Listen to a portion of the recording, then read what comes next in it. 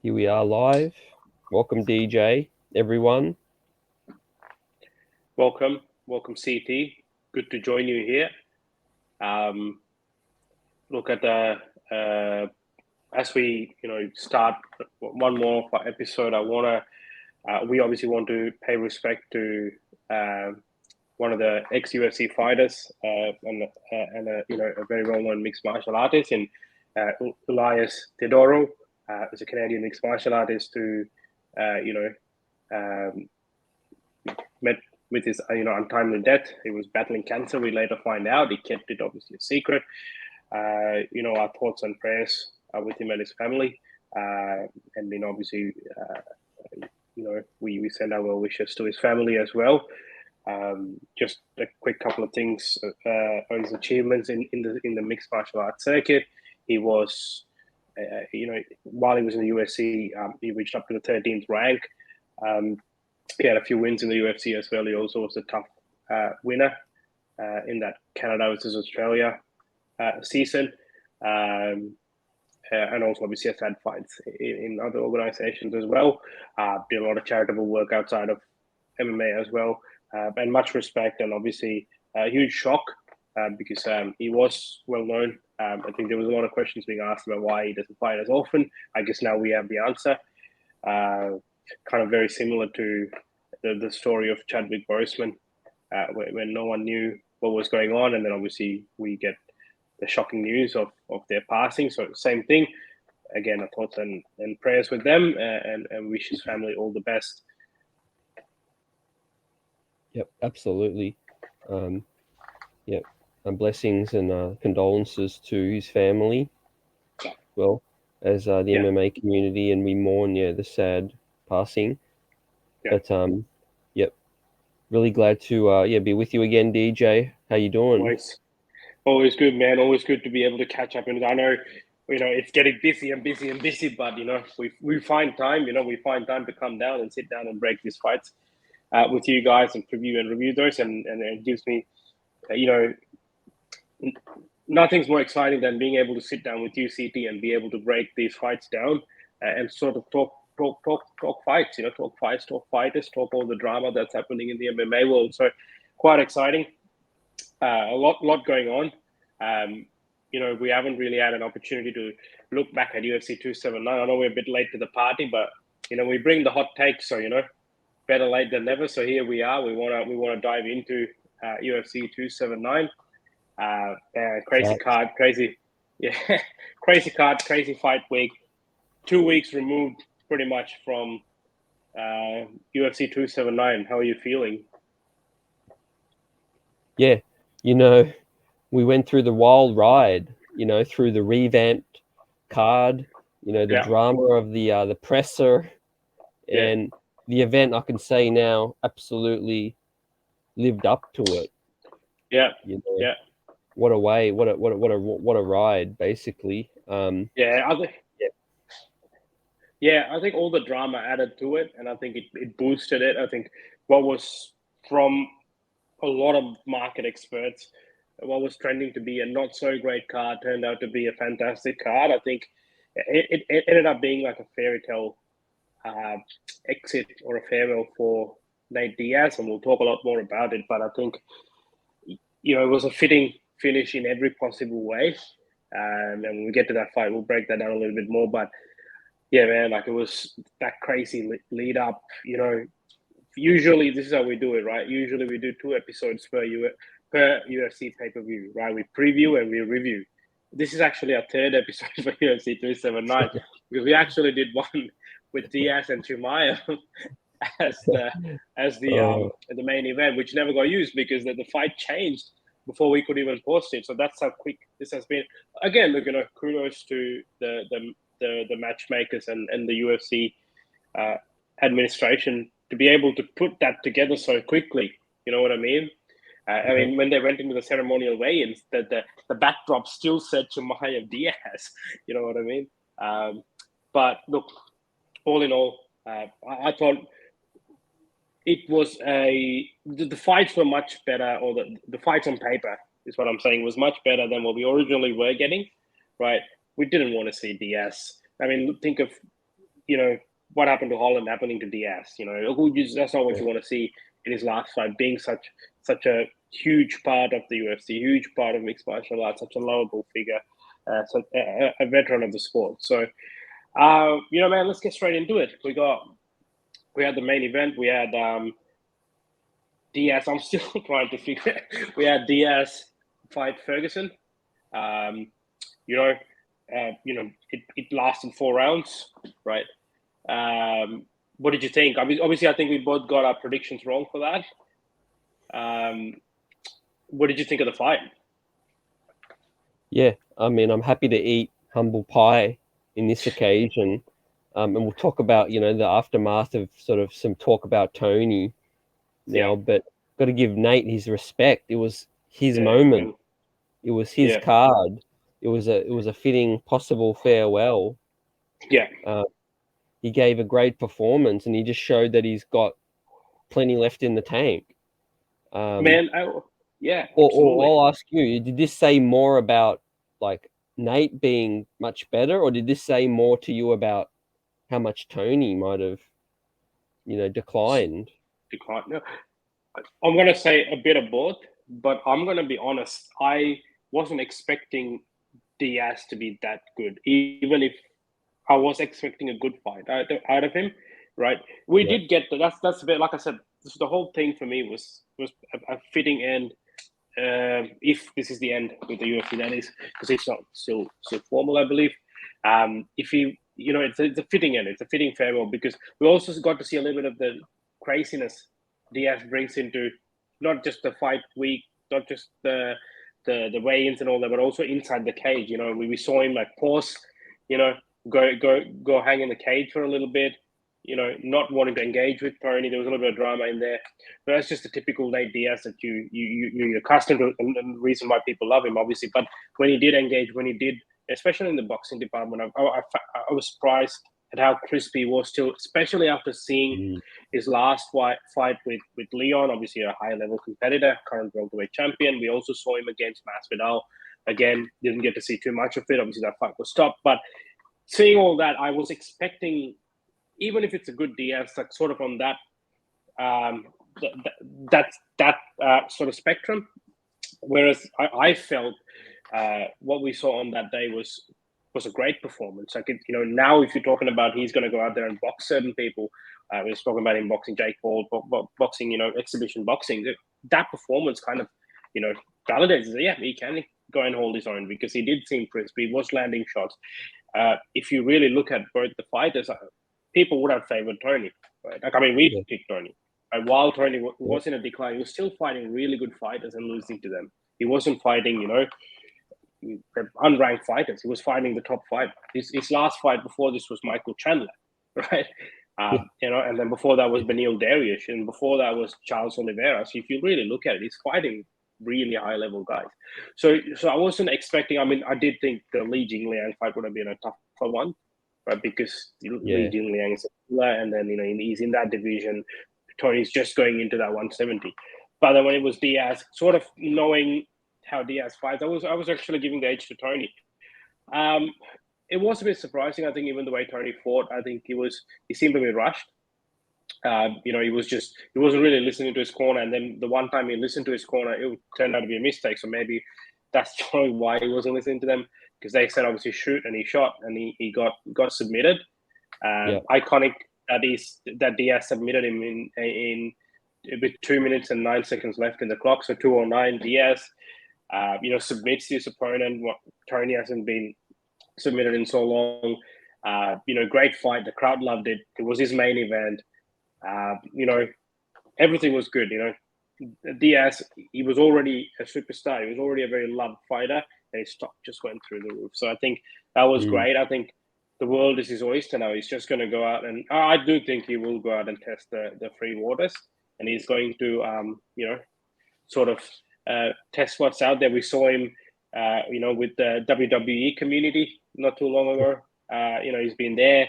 There's a lot of opportunities for him. I think we'll see a lot of Diaz in different things, where he will now reap the benefits of his superstardom. It's no secret that he didn't have the best of times being in the UFC. Obviously, he's a very unique individual. He has his own principles and own set of guidelines, and what the UFC was offering wasn't really, suited for him, right? Yeah. But like I said again, I do feel Diaz will come back and fight in the UFC, but it'll be under a unique arrangement. I feel it'll be say like one fight contracts, like a prize fighter. Just say, hey, we want you to come and fight this guy. Let's do it. Say Conor McGregor comes back, which he will, right? They say, oh, we're gonna do McGregor Diaz 3, right? So Nate, here's a one fight contract. Here's the deal. Come, let's fight. So he'll be like that free agent. Who'll be able to fight in any organization. I think that's kind of what he would aim to do.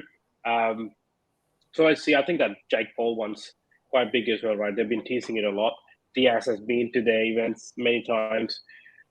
It'll be fun. But then again, Jake Paul's fighting Anderson Silva, so we've got to see how that goes. But yeah, there's so many possibilities, man. Like I couldn't be any happier. Being an MMA fan, being a UFC fan, if you're a fan of MMA, you're a fan of Diaz, right? Like they just come to fight, right?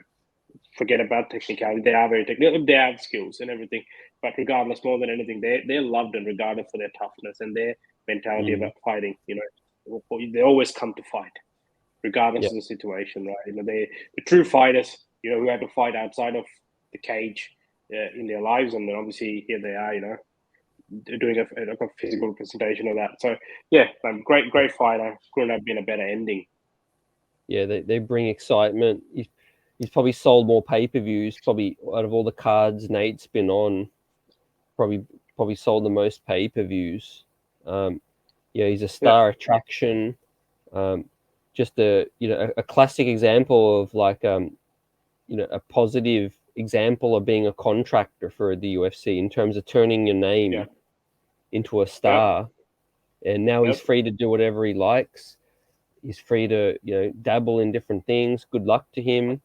He deserves it. And I hope we do see him again, DJ. I hope we see him in the UFC again. I'm sure we will. It was a tumultuous sort of up and down thing, but it seems like he'd be open to it. So I think, I wonder how long he'll stay a free agent. Yeah, that's what he alluded to. Yeah, I think that's what he alluded to. He said, like, I'm not opposed to coming back to the UFC. And I think Dana kind of reiterated that, saying, this is always home for Diaz. If he wants to come back, he can come back. I'm a simple man. I see Nate Diaz's name, I tune in to watch, right? That's the thing, because I know I'll be entertained. And that's what's been guaranteed with Nate Diaz all the time, right? I'm not going to say it was a missed opportunity not doing the McGregor Diaz 3, but I do feel that'll happen. I do feel that fight's going to happen somewhere down the line. Hopefully in the UFC. That's what I just don't want it to be a boxing event or something. I just think it needs to be an MMA fight. Like, look, there's obviously takes two to make a fight. So the other side of the fight, obviously, the one who obviously suffered the loss was Tony Ferguson, another very iconic character, another very beloved fighter. Obviously, unfortunately, took the loss. What were your thoughts on his performance? I thought he started pretty well. He obviously had the shin open up. He had the gash, I think, which was from a big kick. It was checked by Nate. And that's when I started to get a little worried. It started gushing. And Joe Rogan and commentators realized. But you always know Tony. He's always in the fight. Like he did the spinning back fist and almost connected a few times. And I just thought, here we go.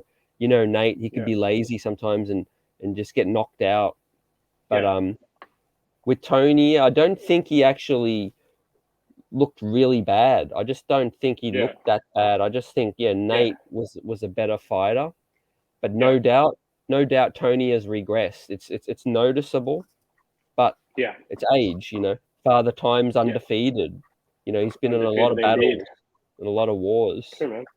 Spot on, absolutely spot on. I think like you, I didn't think it was bad in there. I didn't think it was terrible, and he didn't belong in there at all. Like I think he had a good account of himself, especially in the earlier rounds. I did notice him slower than what we normally used to, right?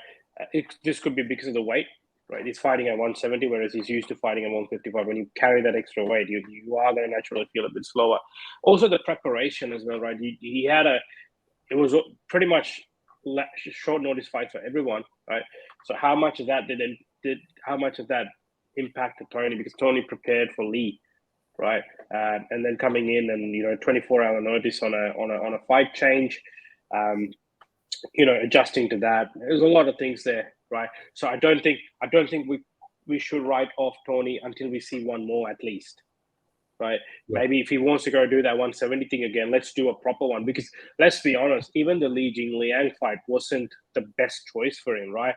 It's no secret. Obviously, the card needed to be beefed up, and they wanted some big names. And then Tony Ferguson was willing to fight 170. They put together that with Li Jingliang. I don't think it was a carefully picked fight. And then obviously we had that D-Rod Holland fight as well, which was a catchweight fight, which was also put in there. So I think if Tony is serious about this 170, which I think is the right move, given his age, cutting weight, compromising himself, and his durability to fight. Let's not kid ourselves. 155 is the killer division, right? To now at this stage to go back in there, I just don't think so. Not to say 170 is not, man. Look at top 5 in one. Any division in the UFC is crazy, right? But I think he still should do like a proper 170 fight. Do a proper camp, 8 to 10 weeks, do it the right way, do the right training, and then fight someone not too high ranked, right? Like someone maybe in the lower end of the top 10 or even just outside the top 10. And then, assess yourself in that weight class. And if you could go, I mean, look, would you agree with me if you said that Tony's sort of championship aspirations will end after this? Yep. Yeah. Spot on. He's more of like what Nate Diaz, funnily enough, is going into this fight. He's more just a side show or a show. Yeah. Like a prize fighter. Like people tune in to watch him, right? And I think he needs to start leveraging that now, right? Like, this is where Tony needs to be smart now. Well, you've proven, like, he was the interim champ. He's done. He had that crazy win streak, right? At one point, he was the fiercest rival of Khabib. Even though we didn't get to see that fight, it was highly regarded as like two highly skilled fighters, fighting each other. Now in hindsight, when you think about it, you kind of can guess what would have happened in that fight. But Tony's achieved everything he has to achieve in the sport, right? He doesn't have to prove anything to anyone. I think right now he just needs to start focusing on making money. Take some smart fights. I feel like the McGregor fight will always be there for Tony. Right? There is that storyline. There is that sort of. It's a subtle rivalry, but it's always been there, right? There's the subtle shots that they take at each other. Let's not forget, Tony was managed by Paradigm Sports previously before he changed, right? So which is who Conor McGregor's managed by. So a lot of interesting storylines there, and I think it's a good fight for the both of them, right? They're both coming off slumps, whereas obviously Tony's is a little bit more dire given the age, and also sort of it's now a 5-fight losing streak, which is not ideal. Right. What did you? On that note, what did you think of the calls for him to wind up? I think it was. Correct me if I'm wrong. Was it DC or was it? Yeah, I can see where that's coming from. I think you would assume it's coming from a place of care, or if people don't like each other, maybe they could add to it. But I my personal opinion, I think we should give him another proper shot at 170. Technically, didn't really get to fight the fight he prepared for, even with Lee, right? We didn't see that. So give him another proper training camp. Let him show us what he can do at 170 with a proper training camp. And if that goes the way that is, I think it is, like I said, Tony needs to be smart, and Tony's management needs to be smart to choose fights that are favorable now, right? I think it just comes to a point where you say, hey, look, I'm done chasing this championships. It's not, I'm not interested anymore. Right, let me make some money. Look at what Nate Diaz. I mean, how many people? There's only a handful of people who can main event a pay-per-view with no titles attached, right? We got Conor McGregor, we got Nate Diaz, and look, with Tony Ferguson's popularity, he could do the same, right? I think maybe he left it a little bit too late. He could have started a little bit earlier in that thing, where he could have fought some favorable fights, and obviously kudos to him, and for chasing that title. And anyway, look, Tony Ferguson why we all respect him is that he never takes an easy fight. But having said that, no fight is an easy fight, right? If you really look at lower ranked guys, they're more hungry to prove themselves than anyone, right? You always run the risk when you're in this situation that Tony is in. You always run the risk of either, being in the middle and being lost, not sure, not being able to compete with the higher end of the division, the top fives, or you find yourself where you have these up and coming fighters using you as a stepping stone to make the name out of you, or just say, "Oh, I beat Tony Ferguson." You know what I mean? So yeah, look, I think what's next for Tony Ferguson should be another fight at 170. Yeah, right. Agree. Personally, I wouldn't mind seeing the McGregor-Tony fight, right? That's a good fight, right? It's a main event. Even if he loses, then it would have been back-to-back Diaz and McGregor would have made the bag, would have made the bag, and he's good. True. Yeah, that's my personal opinion. I don't think he should go back to 155, though, right? I think he should finish his career at 170, at least in the UFC. Yep. Well, yeah. Well, then obviously, again, if Conor's returning, right, after a long layoff, they've got to be very strategic who they give him. So you make a great point about, Tony's looking to bring his name up, and Conor would ideally need a dude who's not, setting the world alight. Yeah, that's true. I mean, look, there's a few people the UFC is very, very invested in, right? Conor McGregor is one of them. Khamzat Chimaev is another one of them, right? So they would be very keen to make sure, the path they set is right. But having said that, also these guys are fighters, man. Look at Conor McGregor. They can name one easy fight he's taken. I know I just said there's no easy fights, but he's always fighting the top guys, right? Whether it's after a layoff or whether whatever it is, he's coming back. He's fighting top guys, right? He went to boxing for Mayweather. He comes back, fights Khabib, right? And then he fights Poirier twice, right? So he's not, we can't sit here and say, McGregor will take on an easy fight and do this and do that. I know people start talking about the Cerrone fight, but it's just, in general, that's how Tony is too. I just think it's a good matchup. I think it's a good matchup. It gets people to tune in, right? It's got both fighters have a good opportunity to try and win that fight. So I think it puts that in that place where it is kind of a win-win for all both of them or all parties involved, right? Yeah, agree. Yeah. Or any other fight in 170 that's sort of not, not like a, fighting Colby or something. You know what I mean? Or Gilbert Burns. That'll be terrible. Maybe a Wonder Boy. There you go, Wonder Boy. Wonder Boy is good too, but why not a Wonder Boy and a Ferguson fight? I don't know. But yeah, that's it. That's the main event. Obviously, I know we spent a lot of time in that main event, but rightfully so, because it had all the elements that you'd want in a Nate Diaz fight. Definitely catered to his fans, and there you go. And then he goes post-fight interviews and press conferences. Everything was really good.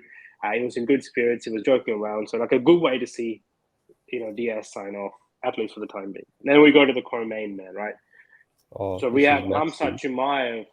We had Khamzat Chimaev fighting Kevin Holland. Again, a matchup that was put together last minute due to all this happened because of that one weight loss, right? So obviously, Khamzat couldn't fight Diaz because of the discrepancy in the weight.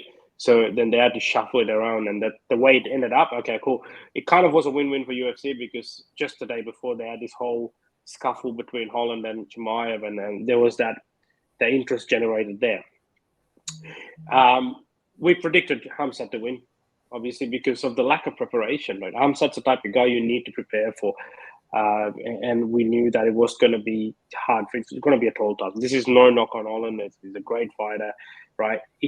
Anyone would need some sort of preparation before they can go in and take a fight like Khamzat. Because Khamzat's style of fighting is very, very, it's well known, right? Obviously, if he's fighting the strikers, after the last fight, I wouldn't expect him to stand and trade too much, but obviously take his dominant approach of taking them to the ground. And even with Khamzat's wrestling, it's quite interesting. It's for how long that fight lasted, it was dominant and it was exciting. right? Like I was nervous when the walkouts were happening. I was like, damn, I'm actually like tuned into this fight. Like I'm nervous. I'm feeling nervous.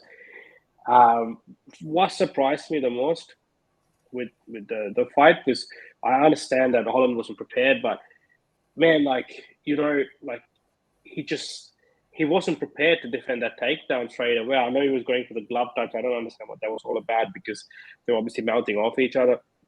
And then I would have expected him to. I think if you go back and check the preview, I said, look, I'm expecting this fight to go similar to Li Jingliang, and guess what? It did, right? So that's it. That's for me. That was a bit disappointing that Holland wasn't ready or prepared to defend that, knowing Hamzat's style of fighting. And then Holland did keep on saying leading up to that fight, or even before that, to like, he's just going to try and shoot. He's going to try and shoot, which is what he did. So I would have expected him to, be ready to defend. So. Yep, definitely, man. Yeah, we always talk about Holland and his slow starts. You have to know Chimaev is going to go for the shoot. Yeah. Again, he was up against it from the get-go. I mean, that was probably the most disappointing thing for me. I wanted to see a more, even competitive fight. Yeah. But at the end of the day, this is the fight game, and if one fighter proves to be that much better, then I'm the first dude to salute. Congrats them. Yeah. That's why this image we see on the screen, this demolition guy who's just killing out here. He's what's next for him? You got to respect his talent, man. Hey, gosh, this guy is skilled. He's undeniably skilled, and he's undeniably talented, right? This guy is a machine. But the way he kept changing positions and he kept moving with Holland, and then to see the opportunity, take the opportunity for that choke, and then finish the fight and stay patient, knowing it's coming. I think, Dad, I'm excited to see fights. I want to see more Chimaev fights. I know there was a lot of hatred during this week or that fight week for him because of the way he missed weight and then sort of how he handled himself afterwards. But it's exciting. I'd love to see him fight someone like a Colby. The fight I want to see him fight, to be honest, I'll be honest, I want to see him fight Paulo Costa because they're an altercation. They're an altercation. Look, he struggled to make 170, right? Dana himself said, look, maybe we need to assess that. We need to assess to see if this is the division for it, right? And if he goes to 185, let's put him in there. Again, Costa's predominantly a striker, right? I know he's got a good grade, he's a black belt and all that in jiu-jitsu, but I think it's an exciting fight. I think there's bad blood. Costa's calling for the fight. Chimaev seems like he's ready to fight this guy. So let's make that fight. That'll be bananas. That'll be crazy. Completely agree. Yeah, talk about us being good matchmakers, and good suggestion there. And you gotta think who's in his realm now. One thing I just don't want to see anymore, DJ, is him just wreck dudes in 20 seconds. We're done. We're done with that. They need to give him someone that's going to last more than 60 seconds. Like Burns. We saw what happened when Burns, when he fought Burns. But I think the Burns fight happened at the right time for him. I think he learned a big lesson there in terms of being measured and understanding your opponent, right? I think, what I mean? Let's be honest. Clearly, Holland is the better striker, right? We've seen Holland striking, how crisp it is, how fast he is. He would have, on the feet, if the fight stayed on the feet, Holland would have had a lot more success. Obviously, Hamzat to understand that and do the level change and take him down and finish him there. That's a lot of fight IQ there as well. So, look, there's no two ways, right? Like if he stays at 170, he needs to look. Let's address one thing as well. If he had made weight, he would have obviously fought Diaz, right? Regardless of who he fought, if he had made weight and he won, he would have been guaranteed the next title shot after the Usman-Leon Edwards rematch. Yeah. Because he missed weight, right? If he were to stay at 170, he will have to fight one more time. One, to prove that he can make 170, and then two, he can fight a top contender. We know Colby Covington's not booked. He's asking for a fight, and Dana said we're looking for something for him in December. Hamzat said, I'm keen to fight in December. Colby and Hamzat, that's a great fight, right? If he's not staying at 170, he wants to go at 185, all right, then let's make Hamzat and Costa, right? They're both asking for the fight. exciting fight, brings a lot of eyeballs. Hey, here's one more thing to add to that. UFC Rio is happening in January, right? Costa's Brazilian. Put him in there with Chimaev, like it's going to be nuts, right? Could you imagine the crowd and the interaction of the crowd with Chimaev and all that? It's just going to be nuts. That's just box office right there, right? Yep. Also I want to make a special note to the how he gave credit to Robert Whittaker. Obviously, when he was asked the question, would you fight Robert Whittaker? He said, look, he's a good guy. I don't want to fight him. I think he acknowledges that Robert Whittaker is a great fighter. Robert Whittaker is no easy task, right? If the road to the championship goes through Robert Whittaker, like he's a well-rounded fighter. And I want to make a note on that. How is he not ranked higher in the pound for pound ranking? I just don't understand it. I like, you know me, I'm a massive Max Holloway fan. I like Dustin Poirier, he's a good fighter. But how is Robert Whittaker below these guys after the last few fights they've had? If you really look at it, right? Whittaker's like, yes, he lost to Israel in a very close fight. And then he's been beating all the other top contenders in convincing fashion. What he put against Vittorio was a masterclass. How is he not? I feel he's top 5. I feel he's top 5 pound for pound. You know what I mean? There's only a few guys who you can put in that category, right? You got Alex Volkanovski, who's the number 1, rightfully so. You got Whittaker, who I feel falls in the same category. Wherever the fight goes, he can give a good account of himself, and that's sort of what pound for pound means, I feel. Anyway, that's just a quick rant from me. I just feel like that's a bit unfair where he's ranked, pound for pound ranked, and I think he should be higher. Or we've gone completely off topic, but yeah. So yeah, that's what I'll do for AMSAT next, right? Oh man, and then what do you think? Do you agree? Yeah, completely agree. Yep. I think what a guy who started as the villain leading into all this thing, did he end up, with more respect, more people's respect? I don't think you're talking about Hamza, right? Yeah. Yeah, I don't think he'd necessarily gain new respect, obviously, because he didn't acknowledge that weight loss. The missing of the weight, and obviously the crowd.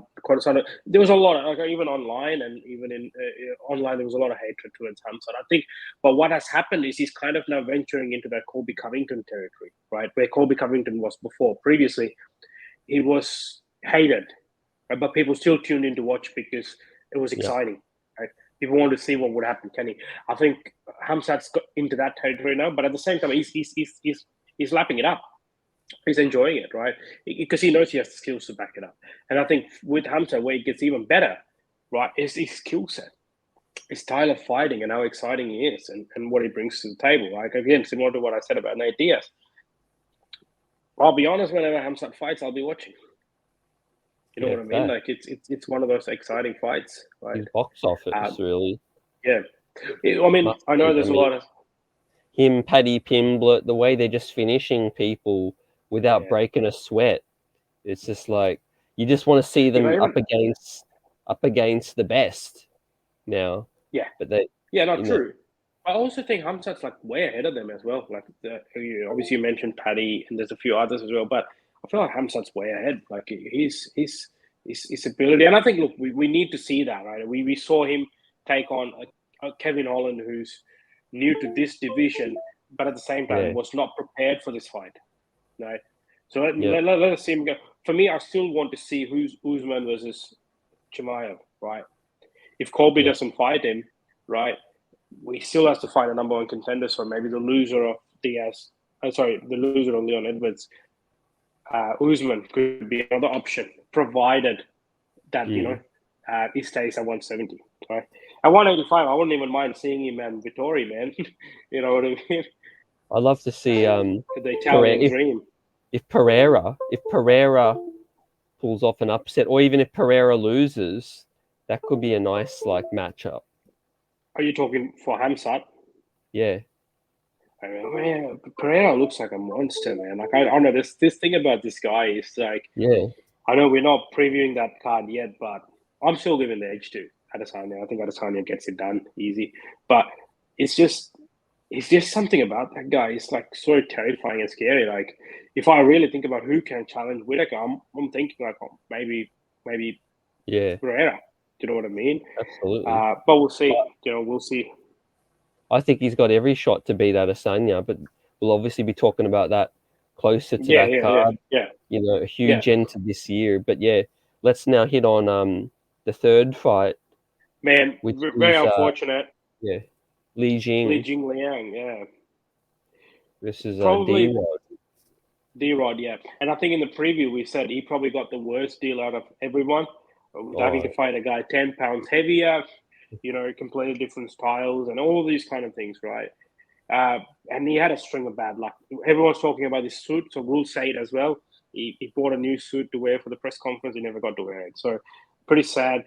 And then the fight happens, right? Which I thought Lee won clearly. Right. What did you think before we get in? Who do you think win that fight? Yeah, I give the edge to Li Jing. Yeah. Li Jing Liang. I think watching it in real time, I thought he did enough. Sort of in the robbery territory. I don't know if it's the worst robbery I've seen. Like, D-Rod was in the fight. Absolutely. He was. I just think Li Jing Liang won rounds 1 and 2. So I already expected him to win it, But I don't know if the judges get swayed by the final round. What are your thoughts on that? Obviously, because it's recency bias, right? You only remember clearly what happened most recently, right? Yeah. Just take judging out of the context and think of the Usman-Edwards fight, right? Do you remember anything about the domination of Usman? Like he was dominating him on the ground. Nothing. Rounds 2, 3, and 4, right? We don't remember that. We only remember that knockout, and that's what it is. And same thing. But I actually thought Lee won 1, 2, and 3, and 2 and 3 very clearly. So it was odd. It was an odd decision. I don't know. I know D-Rod had a few defining moments. It was like where he rocked him. Maybe that kind of made the judges go, okay, well, he's creating more damage. I don't know, but I thought Lee won. Quite unlucky, right? But here's what's happened though, right? Li Jingliang has now become 10 times more popular than what he was previously, right? Thanks to sort of everything that happened, right? Yes, he didn't get the win. Yes, he didn't, get the win bonus. I'm pretty sure he would have been compensated in some way. That's what I think. Dana did deny that. They did deny that. He denied in a presser that dude's got an increase, but it's hard to see that they didn't, Nah. How do you make all this happen with no incentive attached? You know what I mean? It's impossible. So I think look, I think they would have done something, right? And look, while it didn't go his way, I know D-Rod's asking for the rematch, which is very commendable, right? Because he's saying, you know what, if you're saying I didn't beat him, let's go again. Let's do it again, right? But whatever fight Lee's going to fight next, a lot more people are going to be watching, right? He's kind of made himself like a pay-per-view staple, right? It's going to be there. So yeah, let's see what I thought he won the fight. But yeah, let's see what's next for him. I'd like to see him still fight someone higher up the rank, but someone a little bit more favorable. I think the UFC are going to manage him well too now, right? Because they know how big that Chinese market is, right? But then having someone from there who's also now getting a lot of love from the rest of the world, that's very valuable to the UFC, right? They'd want to try and manage that very carefully. So yeah, so we got that. For D-Rod, let's make that Kevin Holland fight, like the one that was originally meant to happen, but let's do it at 170, no catch weight or anything, If it's not the rematch with Lee, I don't think Lee will take the rematch. I don't think Lee needs the rematch, right? Because the people have spoken. It's sort of like he won that fight, right? So he can just go ahead and pick someone else, I think. And then for D-Rod, and Kevin Holland, that would be the fight to make, I think. So Kevin Holland was gaining a lot of momentum in the welterweight division. He was undefeated up until then. Yeah. Right. And obviously this happens, so he's kind of taken a small drop. But a lot of people are talking about how it was brave of him to sort of say yes to Hamzat in 24 hours notice. Kind of shows who Holland is, right? It doesn't matter. Anywhere, anybody, I'll fight, right? Which is great. So I think he needs to start building that momentum up a bit again and sort of then start fighting higher and higher, right? To be honest, he's got too many losses on his record. He's got to start thinking for his career strategically, you know. Yeah. Well, the other thing as well, I'd say, right, is that here's a wild matchmaking, if you may. I wouldn't actually mind seeing him and Wonderboy Thompson, right? 2 strikers, right? Thompson's been saying, "Give me a striker." Right? Holland's got the name, right?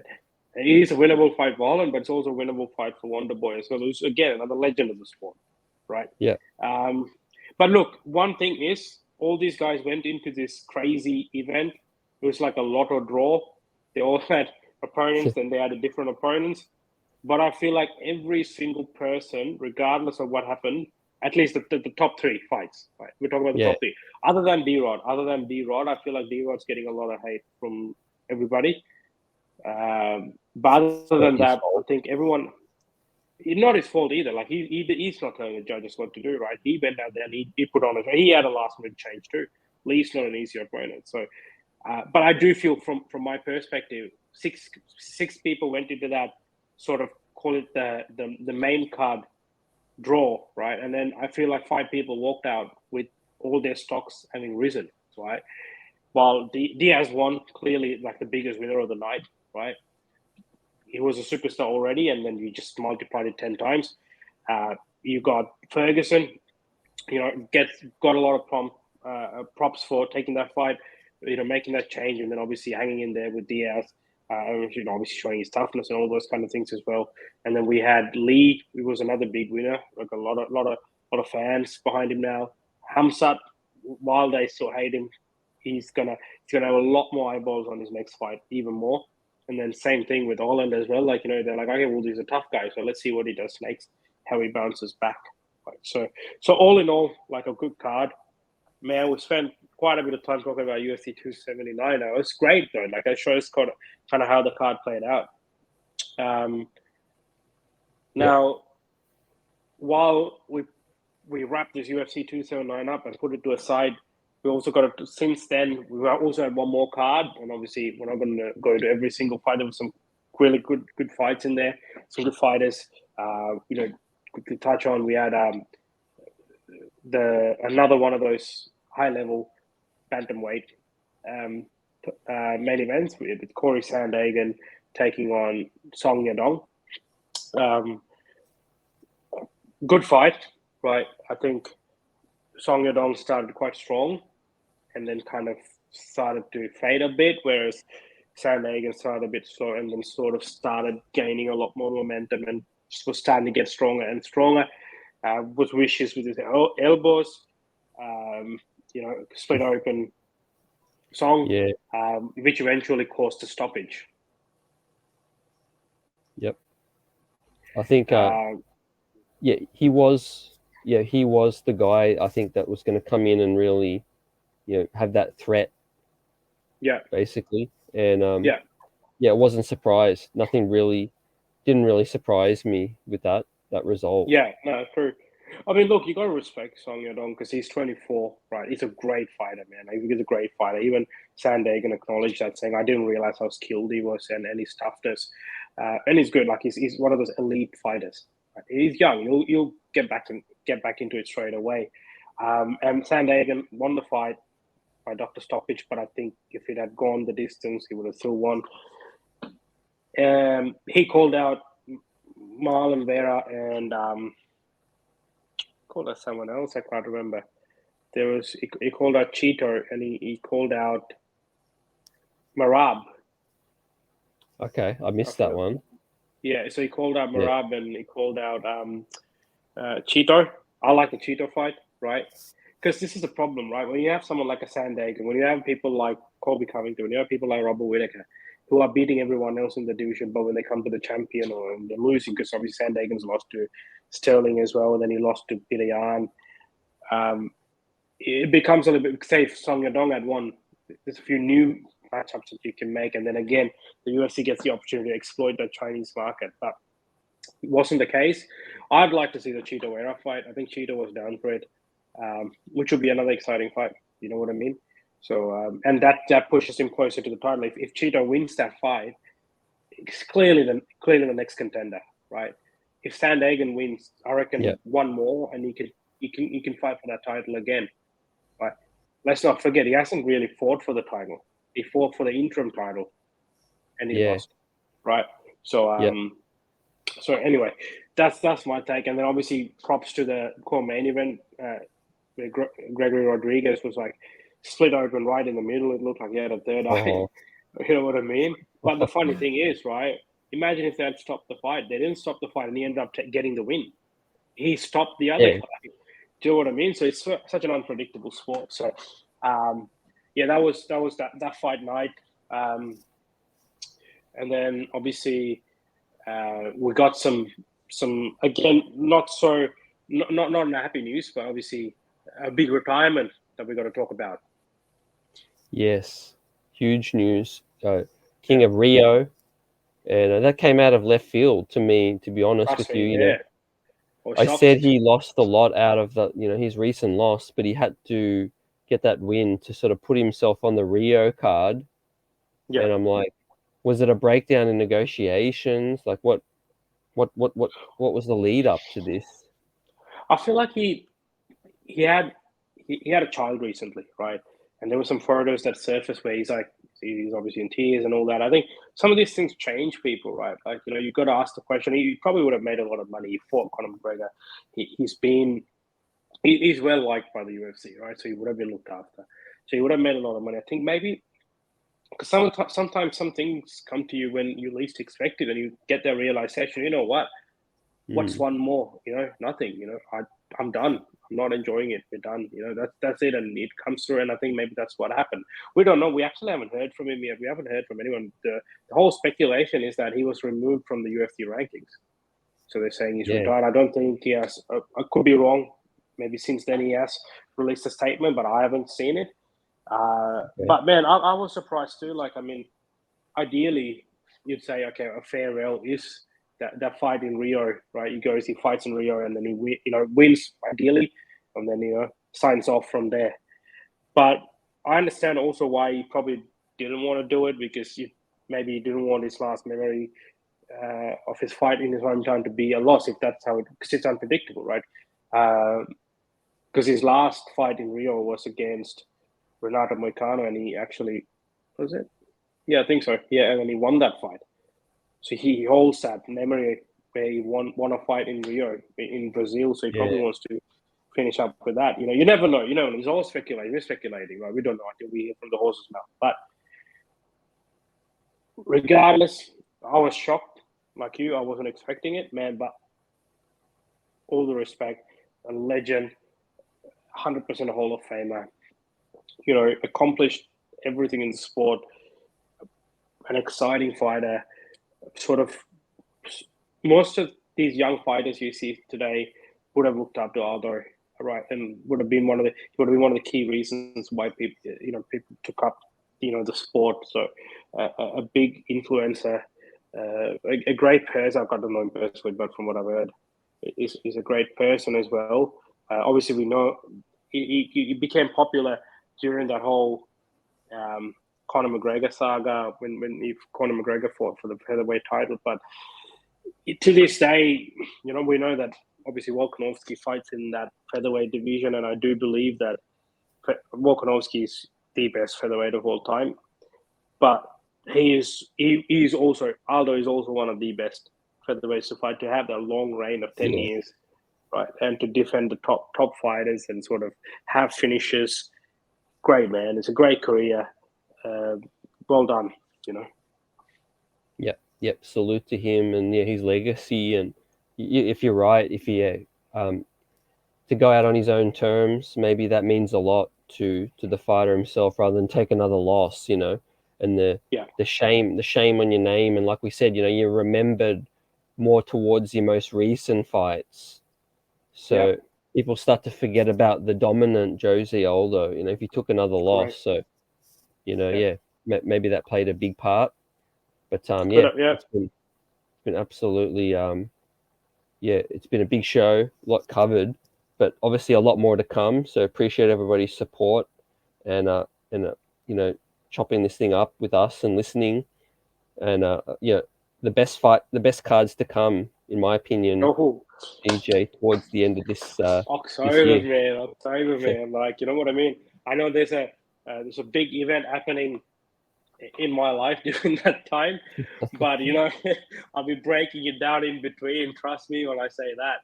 You know what I mean? I'll be tuned in. Let's put it that way. I'll be tuned in because it's crazy. I think for me personally, I know the Madison Square Garden card is quite solid, but I just feel the Abu Dhabi one's the best one they've put forward so far.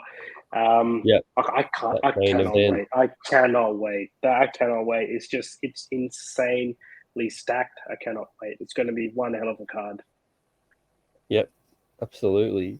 That is the MSG, Abu Dhabi, and then the MSG cards. Yas Island, and then closely followed by MSG. We get treated to 2 cards within 3 weeks, I believe. So yeah. And they should give us some details on the Australian, February card. Yeah, hopefully we get some soon. Yeah. Hopefully, yeah. Something soon, and of course we'll be right across it, ready to break it down. And talking fighters. Yep. Yeah, it's been a fun episode. Catch you on the next one of That's a Tap.